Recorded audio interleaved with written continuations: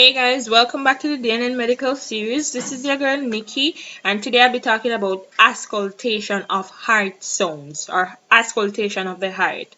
So when we talk about auscultation, we're basically talking about the sounds the heart makes when it's beating, basically. So we can auscultate the heart by listening with a stethoscope or so on to see the different sounds and to just judge if the heart sound is normal or irregular.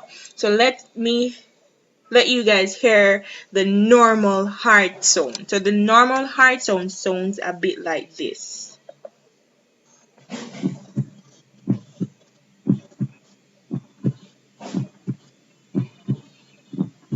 Right, here the normal heart sound. So I'm just going to give you guys the heart sound of somebody or a student that was racing. So basically this is how your heart sounds after exercising or hard physical activities.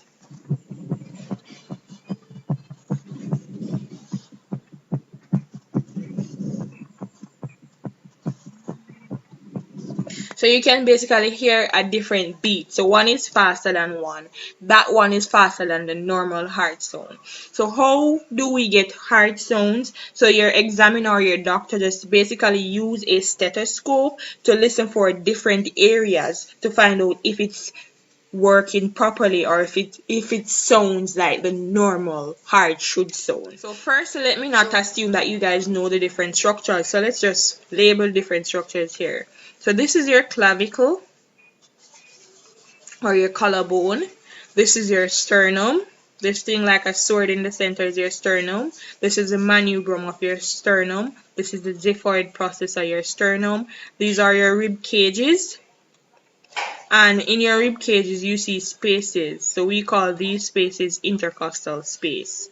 So as you can see, the aortic valve is the only one on this side. So the aortic valve area, you auscultate your aortic valve on your right. So every time you see your doctor put their stethoscope on your right, they're trying to auscultate the aortic valve.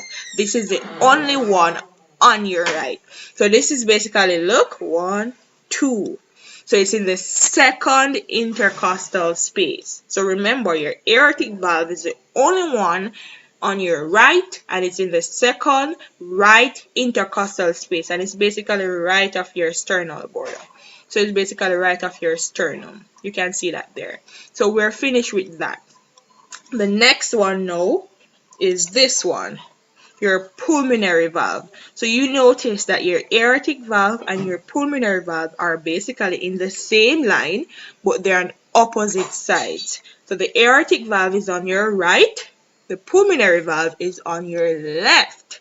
So as you can see here, first intercostal space, second intercostal space. The pulmonary valve in the second intercostal space on your left of the sternal border, left second intercostal space. So they can trick you with this because both of them are in the second intercostal space. One is on the right, one is on the left. Just know that your aortic valve is always on the right and the pulmonary one is on the left. So we just go down to another one. We're going to go to the tricuspid valve. So when we hear tricuspid, we know that it has 3 leaflets. So you have 3 leaflets to just keep the heart, that valve there closed. So it's like 3 things coming together. So here is a tricuspid valve auscultation area. So it's basically the 5th intercostal space, and sometimes they say they can hear it in the 4th intercostal space sometimes. So it's either between 4 and 5th, but most of the times you can hear it closer to the 5th left of the sternal border, right? And the next one is the mitral valve, and the mitral valve is what we call the apex beat. So this is where the apex of the heart is. So when we say apex, we're talking about the tip of the heart that looks like this. Like the bottom part of the heart, the little fine bottom part is the apex. So we call the mitral valve auscultation the apex beat. So where can we find this? We find it in the 5th intercostal space. And look, it's left of the mid-clavicular line. Remember I told you that this is the clavicle? So to find your apex beat or the apex beats of your heart is a very important auscultation point. You come down on your left clavicle into the 5th intercostal space and you find the apex beat of your heart. So let's just run them over again, and they're pretty simple once you understand what auscultation is. So just for a review, I said this is your clavicles, your sternum, manubrium of your sternum, and the xiphoid process of your sternum. These are your rib cages, and the spaces between them are your intercostal spaces. So to auscultate the heart is basically listening the heart sounds when these valves shut. So that's what you're listening for, to know if it's a normal beat or if it's a irregular or fast beat, or even a slower one as well. So to auscultate the aortic valve, we go to your right. It's the only one on your right, and it's in the 2nd intercostal space, right of the sternal border. To auscultate your pulmonary valve, we go across to the left 2nd intercostal space, left of the sternal border.